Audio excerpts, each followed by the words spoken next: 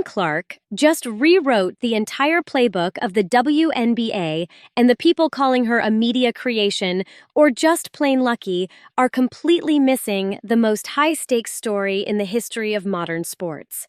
While the headlines were busy chasing clickbait drama and social media spats, Caitlin Clark was busy signing a check that literally saved an entire professional league from the brink of obscurity. You see, while one star was out there comparing herself to the legendary Michael Jordan, Caitlin was doing something that even Jordan himself took years to master in the city of Chicago. She was restructuring the very DNA of basketball economics and changing how the world perceives women in professional athletics. We have all seen the viral clips, and we have all heard the deafening noise from the critics, but today we are stripping away the hype to look at what is actually happening on the hardwood and in the high-level boardrooms.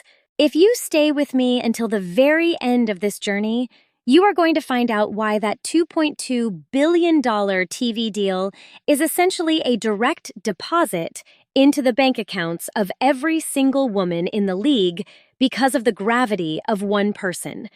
You will find out the real story behind that legendary and brutal reality check Lisa Leslie gave to Angel Reese right to her face on her own platform.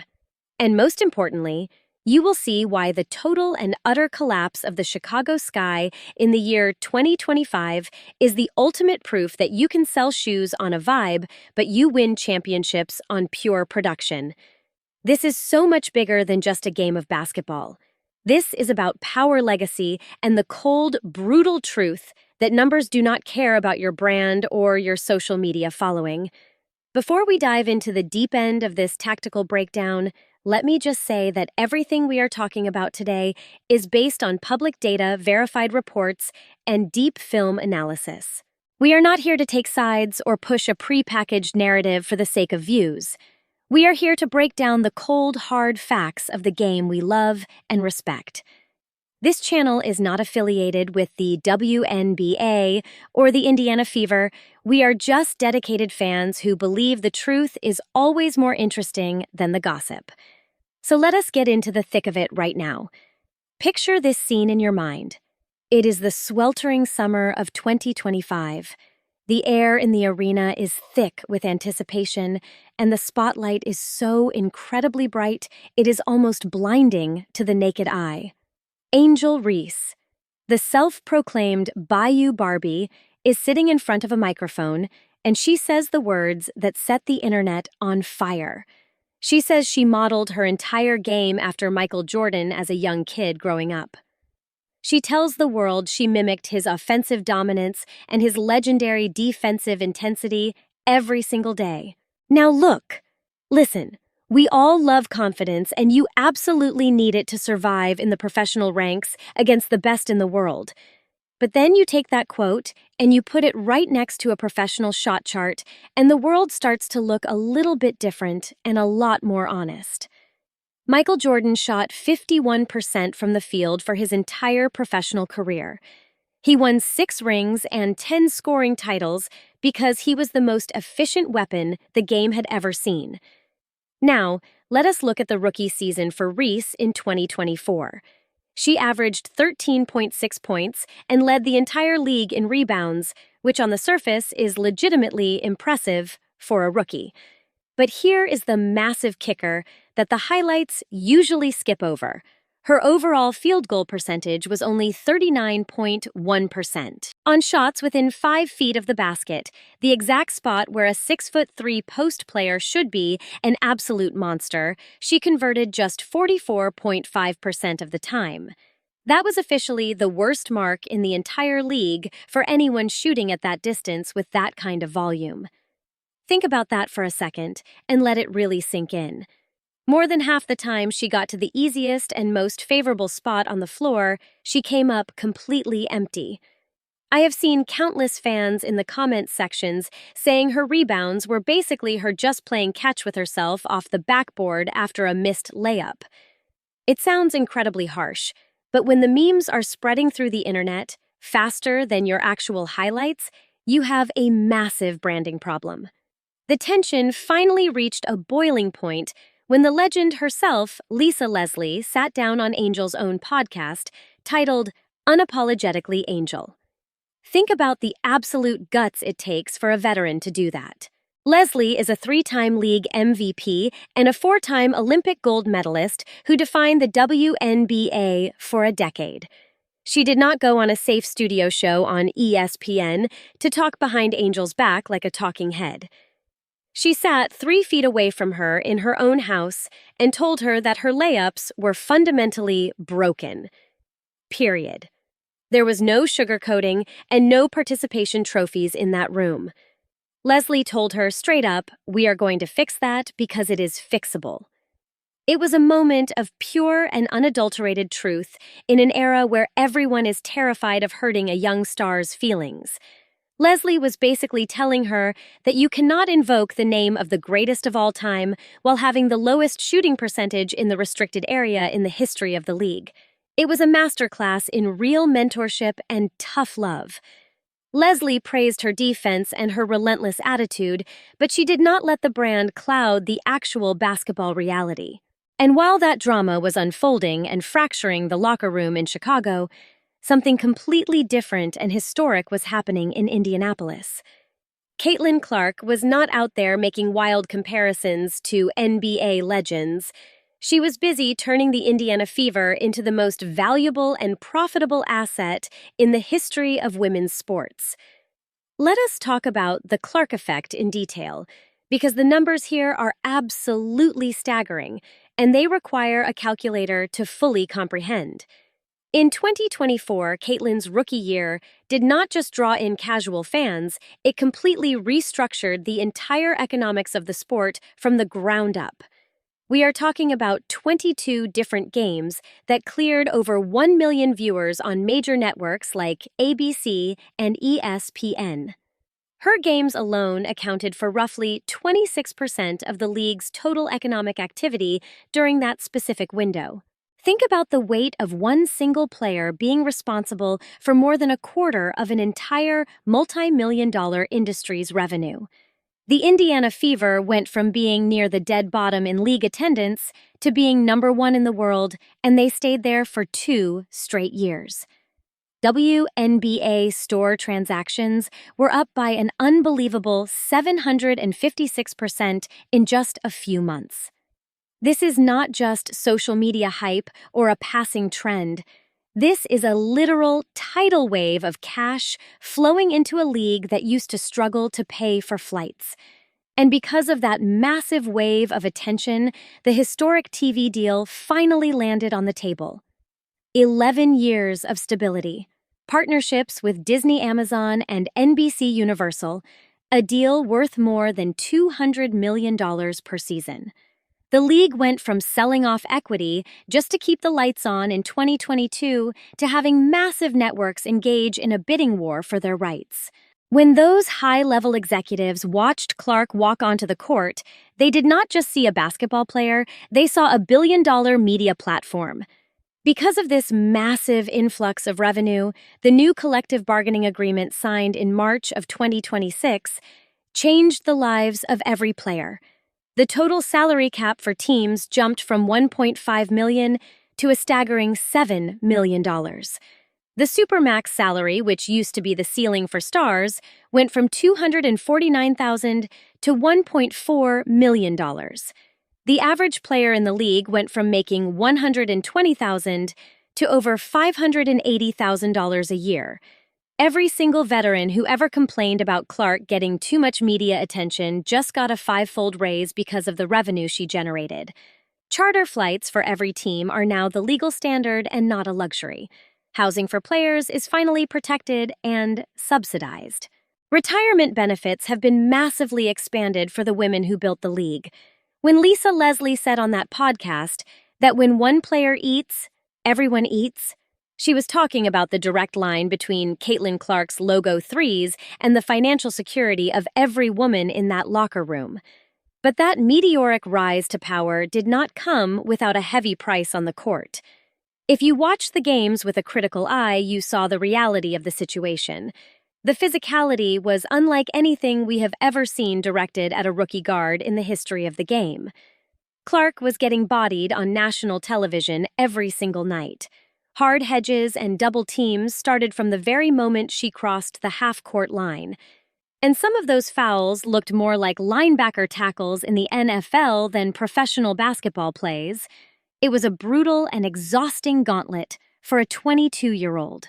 The league office was strangely silent for a long time, while their biggest financial asset was getting targeted by frustrated veterans.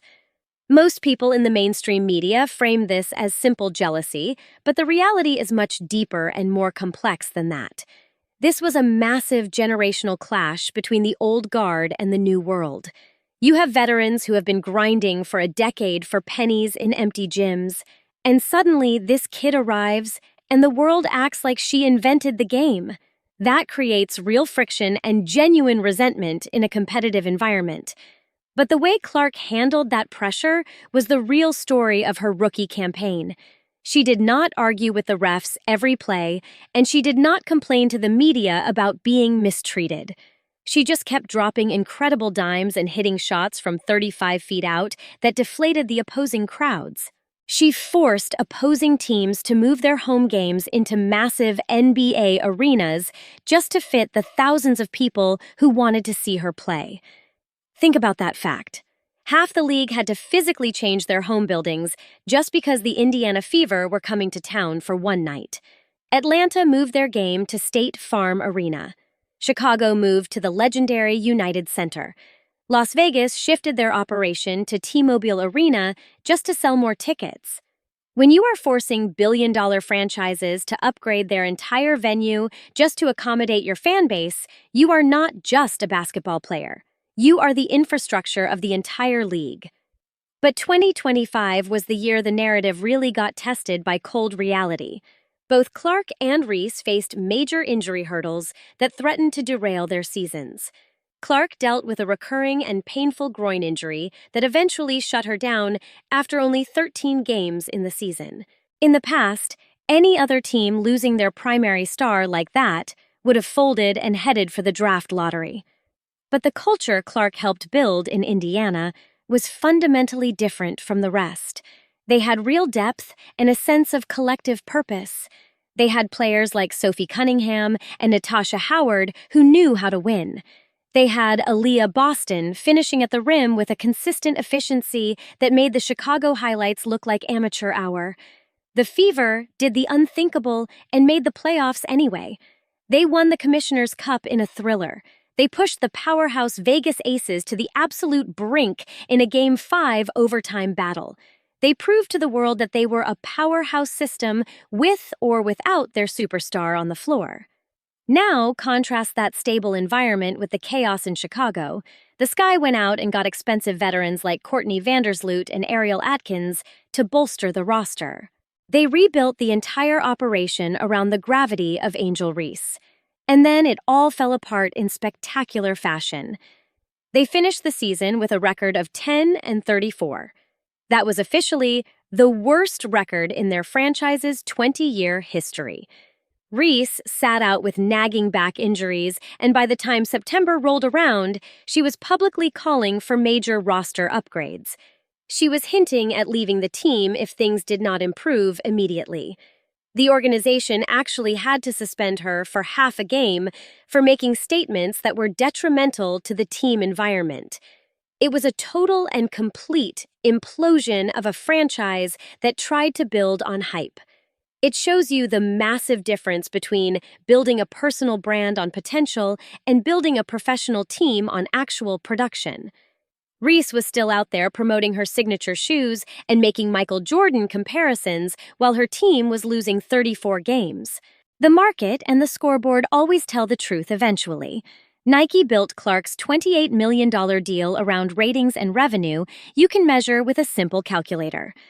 Reebok signed Reese on charisma and the desperate hope that the social media vibe would hold up long enough to sell units. One of these things is a sustainable business model. The other is a high-risk bet on a personality. And as we head into the next decade of women's professional basketball, the answer is clear. The answer to who is actually moving the needle is written in the box scores and the audited bank statements. Caitlin Clark's story is a blueprint for all of us in our own lives and careers.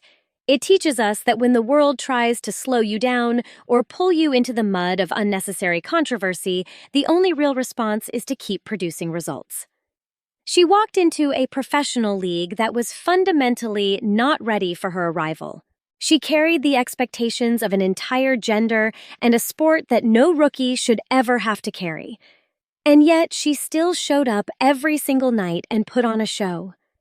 She did not win people over by talking or winning Twitter arguments.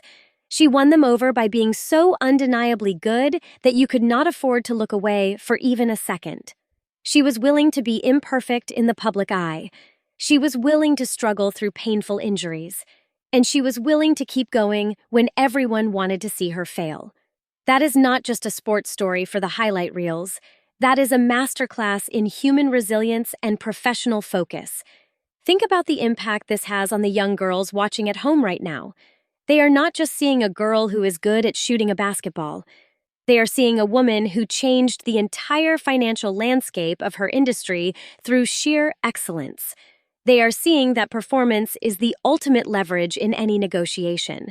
If Caitlin Clark has ever given you a moment that made you jump off your couch in excitement, do me a favor. Drop a basketball emoji in the comments section right now to show your support. Let us see how many people are truly riding with the Indiana Fever and this new era of the game. And honestly, I really want to hear your honest take on this situation. Do you think the WNBA league office has treated her fairly, given how much money she has made them?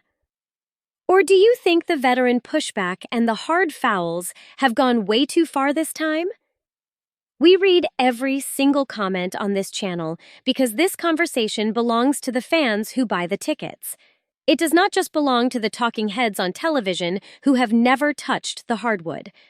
Every comment you leave helps this story reach more people who need to see the full picture.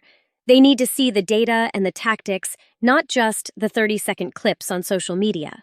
Now you know the real story of what is happening in the heart of the WNBA right now. But there is another player whose journey makes this entire controversy look like a simple warm-up act. I already did a deep dive into that mysterious and complex story, and trust me on this one. You do not want to miss the secrets we uncovered about the future of the league. The video is right there on your screen right now, so go ahead and click it. I will see you over there to continue this conversation. The season is just getting started, and the history books are still being written in real time. Let us keep watching and see who truly defines the next decade. Everything is on the line now. The game has changed forever. And it is all thanks to the work put in when the cameras were off. Success is not an accident. It is a choice made every single day in the gym. And Clark chose to be great. The results speak for themselves. No more excuses and no more hype, just pure basketball. See you in the next video.